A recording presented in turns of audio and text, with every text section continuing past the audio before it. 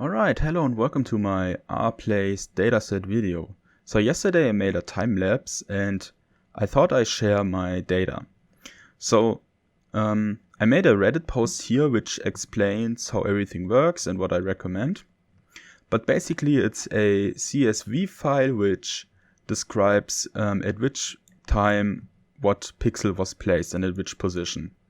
The problem here is this is not every single placement. This dataset I created out of an archive that made screenshots approximately every 30 seconds. So if you want the best of the best, you should wait for the official Reddit data release. Yeah, like I said here. But this is still pretty good. As you can see, here's the video from yesterday. And you can definitely make some solid time lapses here.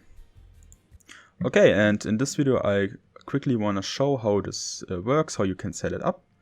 So yeah, the first thing you have to do is you download the CSV file, and if you do that, you can use really any programming language here. I use, of course, my C++ setup. And what you want to do is you want to create a canvas. So in my case, I make a 2000 by 2000 canvas. And I initially already set the positions. This will probably look very different in other languages, but you get the idea. And then you open your downloaded CSV file. And if you do that, you can go through this file and pass the information. So you get the frame number, the X and the Y coordinate, and the color index. And then you have to get the corresponding color. So like I said here, there is a table which says which color index is what exact color. So in my case I did something like this. So I made an array which holds the color, and so at position 0 it's the color white and stuff like that. And then what you want to do is, as I said, you go through your file, you read the line, and then you place at your canvas position where X and Y is, you just change the color. And if you do that, let's see. So I start with completely white canvas here, and this is 2000 by 2000 pixels. Yeah, and if I now press space, it will try to load the first frame, as you can see. And after a bit of a while, here's the first frame. And then I can simply do like what I said. So I go through the lines and place all the according changes. But as you can see, this is very slow. I mean, I can hold here, but yeah, but you won't really get a good video out of this if you want to record. Of course, by the way, if you use like Python, you can, I guess, very easily just you don't even have to render the whole thing. You can just use like a video, FMPG converter, stuff like that. I mean, you could do that with C++ as well, but yeah, I did it like this, and it works fine. But anyways, and I mean, it's interactive, so I can explore this later on, and it's pretty fun.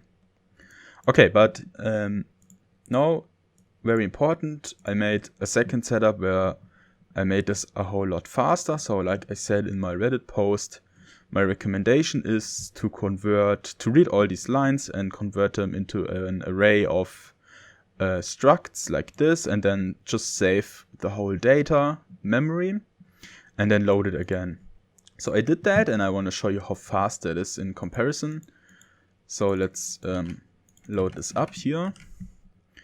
And I converted the table.csv file to a table.dat file. It doesn't really matter what the extension is, of course, but my rule of thumb is to say .dat. But anyways, so here it already is.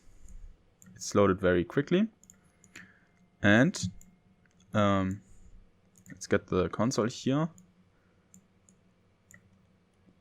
Right, so now let's press space, and as you can see, it's a lot faster. I can even change the speed here to go 80 lines per, per frame here. And as you can see, it loads all this very quickly.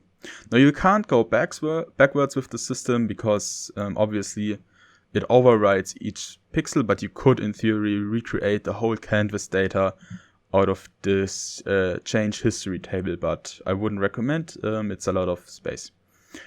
But yeah, as you can see, we have a nice time lapse here of the place.